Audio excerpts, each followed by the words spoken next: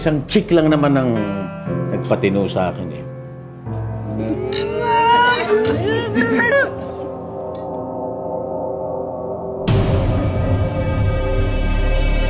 Punong-puno na ako sa batang yan eh, oh! Bakit di ka muna lumayo dito? Magbakasyon ka muna sa Amerika.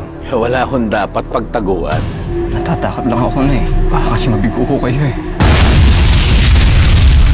Sino bang kaaway natin? Pinaghahanap na rin nila ako ngayon, Nay. Di ba kayo na rin ang nagsabi na huwag akong magduda sa pinaniniwalaan ko? Sistema ang kalaban natin, higante ang binabangga natin. Araw-araw nakikipaglaban ako bilang isang ina. Yung babalikan mo, manggugulo ka? Bakit may nagisip ka magandang gawin? Bilang asawa. Ikaw lang ang kaisa-isang hindi ko inaasahan na pagdudahan ako. Ngayon pa ba naman ako susuko? Malinaw ko pa rin nakikita ang mga nangyayari sa paligid. Hindi ako kagaya mo na nagbubulag-bulagan. Gusto mong hugasan ang mga kamay mo. Malinis na tubig ang gamitin mo. Ito!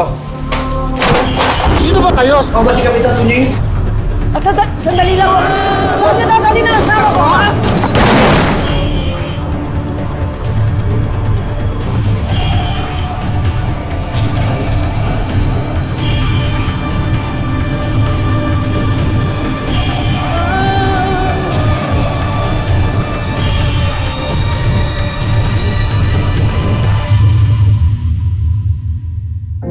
Sa kabila ng mga nangyari, sama-sama pa rin tayo.